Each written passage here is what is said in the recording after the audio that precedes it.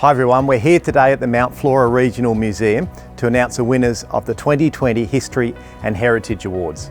I'd like to start by acknowledging the traditional owners of the land, the Whadjuk people of the Noongar Nation, and pay my respects to elders past and present.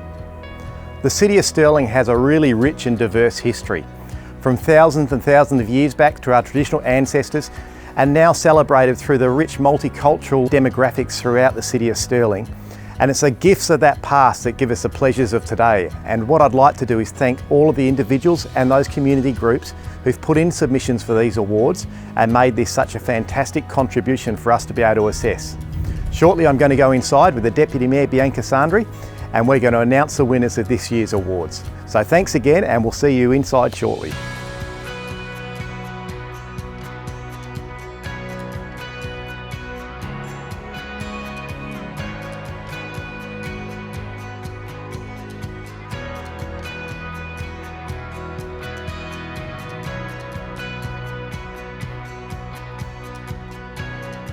The 2020 Heritage and History Awards were separated into two categories. The Heritage category focused on the conservation of the built environment, streetscapes, education and promotion of history within the wider community. And the History category focused on photographs from times gone by. Within these two categories, Deputy Mayor Councillor Biannual and I are pleased to announce the awards in the History category. The following awards were judged at the Mount Lawley Golf Club on Tuesday the 25th of February. Our first category is Stirling Memories, a photograph with a story. This category asks for a photograph entry to be taken within the city of Stirling before 1990, including a caption and a short story of up to 200 words. I'm delighted to announce the winner of this category is Ben Saraceni for his entry Setting Up Camp, Yokine Bushland in circa 1953. The photo shows Ben's two brothers with a group of friends standing in front of a ford at a bush clearing in Yokine, miles away from the nearest bitumen road. Ben writes about the life in the 1950s being poles apart to life as we know it today, with Australians adjusting to life after the war and when rationing had almost disappeared. It offers an insight into simpler times and an early view of Yokine, which is very different to how most of us know the area today as a fully developed suburb. Well done, Ben, on your winning entry and for offering a rarely seen view of Yokine. The runner-up for this category is Brad Lambert for his photo and short story about his dad, Jerry Lambert.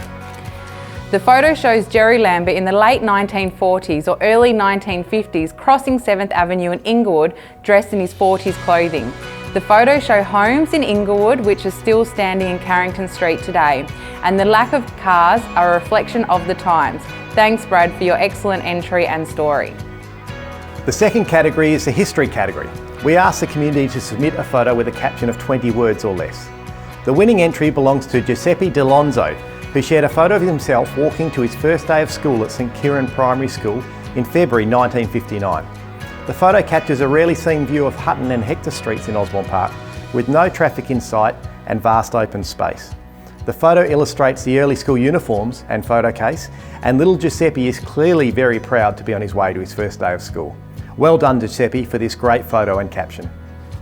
Moving on to the runner-up for this category, which involves a photo and a caption, the runner-up gives us a glimpse into the stylings of female students in the early 60s. Marsha Farris is the runner-up for her entry of students from Scarborough Senior High School leaving for her sports camp in 1961.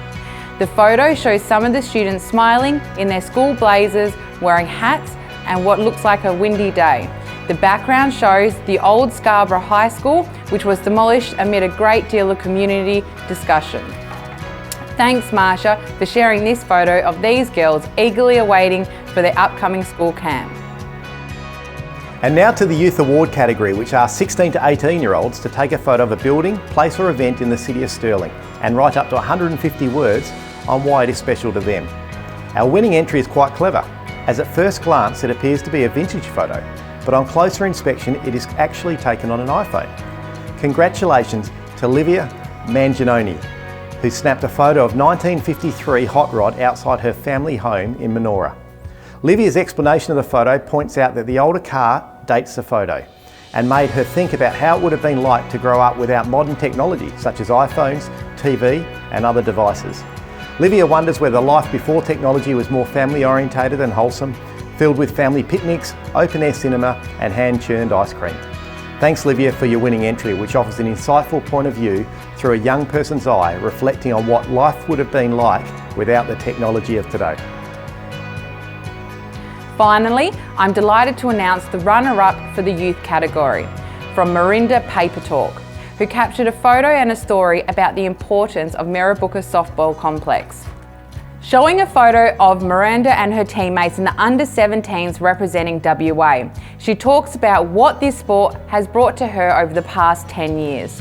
This photo illustrates young people working together as a team in our community, participating in a sport they are passionate about and building lifelong friendships along the way. Thank you, Miranda. This brings us to the end of our announcements for the awards. We truly enjoyed hearing your stories and seeing your photos. Thank you to everyone who has entered the awards and supported the city's 2020 History and Heritage Awards.